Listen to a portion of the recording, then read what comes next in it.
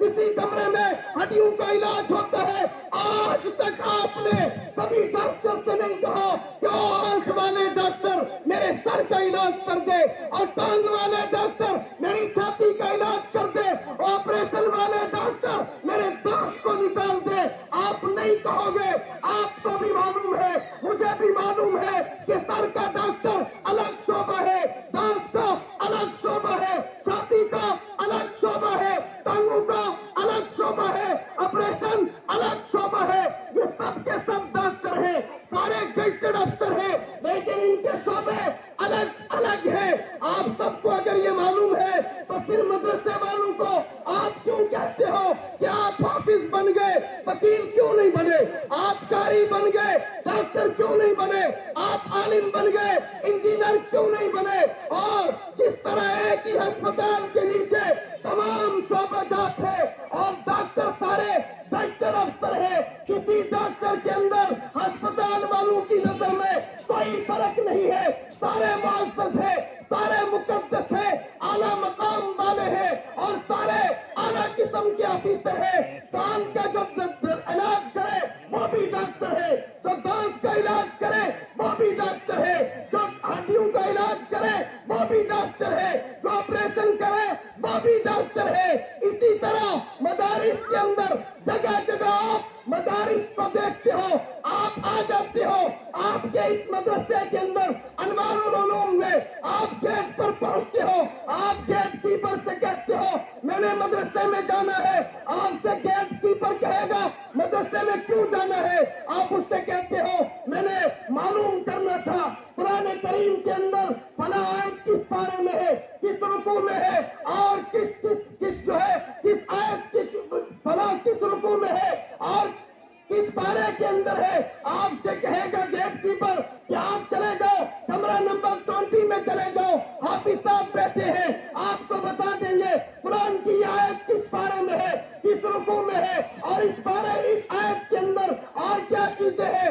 آپ آتے who gate keeper کے پاس, آپ کہتے ہو میں نے مدرسے میں جانا ہے, وہ آپ سے کہتا ہے کام کیا ہے, آپ کہتے ہو میں نے پوچھنا ہے قرآن کریم کی فلاں آیت کے اندر اخفاء کہاں ہوتا ہے, اظہار کہاں ہوتا ہے, اور ادغام کہاں ہوتا ہے, اظہار شفی کہاں پر ہے, ادغام شفی کہاں پر ہے, میم تام کہاں پر ہے, اور اسے ناقص کہاں پر ہے. وہ آپ سے کہے گا کمرہ نمبر 20 میں چلے جاؤ, وہاں قاری صاحب بیٹھے ہیں, آپ کو بتا دیں گے اس آیت کے اندر اخفاء کہاں ہوتا ہے, اظہار کہاں ہوتا ہے, ادغام کہاں ہوتا ہے, اقلاب کہاں ہوتا ہے. آپ گیٹ کیپر سے کہتے ہو میں نے مدرسے میں جانا ہے, وہ آپ سے پوچھتے ہیں کیوں جانا ہے, آپ کہتے ہو میں نے معلوم کرنا تھا قرآن کریم کی فلاں آیت کا ترجمہ کیا ہے, اور اس آیت کا ترجمہ کس عالم نے کیا لکھا ہے. وہ آپ سے کہے گا فلاں کمرے میں جاؤ, مولانا صاحب بیٹھے ہیں, وہ آپ کو بتا دیں گے قرآن کی فلاں آیت کا ترجمہ کیا ہے, فلاں آیت کا ترجمہ کیا ہے. آپ گیٹ کیپر سے کہتے ہو میں نے مدرسے میں جانا ہے, وہ کہتا ہے کیوں جانا ہے, آپ کہتے ہو میں نے معلوم کرنا تھا قرآن کریم کی فلاں آیت کی تفسیر کیا ہے, ابن مسعود نے کیا لکھا ہے, ابن کثیر نے کیا لکھا ہے, مظاہر الحق نے کیا لکھا ہے, معارف القرآن نے کیا لکھا ہے, میں جاننے کے لیے آیا ہوں. وہ آپ سے کہتا ہے کمرہ نمبر 30 میں چلے جاؤ, وہاں مدرسے کا مفسر قرآن بیٹھا ہے, وہ آپ کو بتا دے گا قرآن کریم کی فلاں آیت کو کس عالم نے کیا لکھا ہے, کس مفسر نے کیا لکھا ہے. آپ آتے ہو اور کہتے ہو میں نے مدرسے میں جانا ہے, گیٹ کیپر پوچھتا ہے آپ نے کیوں جانا ہے, آپ کہتے ہو میں نے مدرسے میں اس لیے جانا ہے, میں نے پوچھنا تھا قرآن, میں نے پوچھنا تھا کہ فلاں حدیث کس کتاب کے اندر ہے, ابن ماجہ میں ہے یا بخاری میں ہے یا ستہ کی کس کتاب میں ہے, میں نے یہ پوچھنا تھا.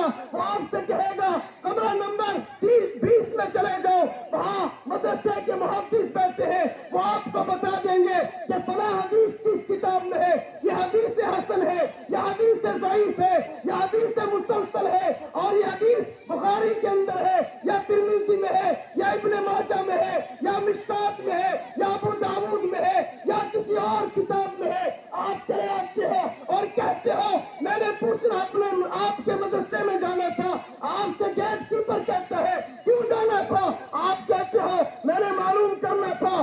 آج میں نے کرم لگا کر کے नमाज पढ़ी और मैंने बाद में नमाज के देखा कि मेरे पैरों की जेब में चूहा मरा हुआ है। मैंने मदरसे में पूछना था क्या मेरी नमाज हो गई या मैंने नमाज को लौटाना है या दोबारा नमाज को पढ़ना है, मैंने पूछना था, इसलिए मैं आया हूँ। वो आपसे कहेगा मदरसे के फला कमरे में चले जाओ, वहाँ दारुल इफ्ता कायम है और मुफ्ती साहब से पूछो, वो आपको बता देगा कि अगर जेब में चूहा मरा है नमाज को लौटाना है या आपकी नमाज हो गई है।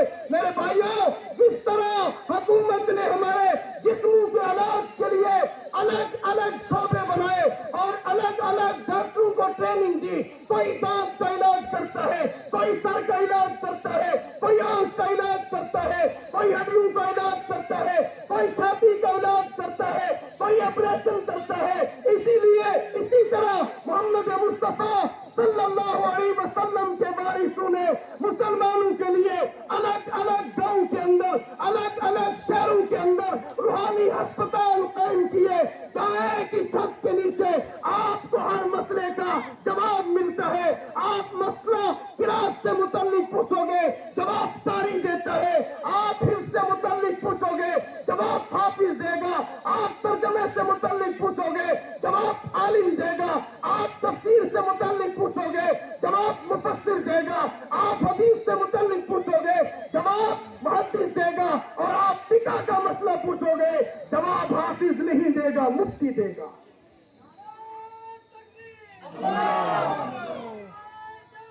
जिंदाबाद जिंदाबाद।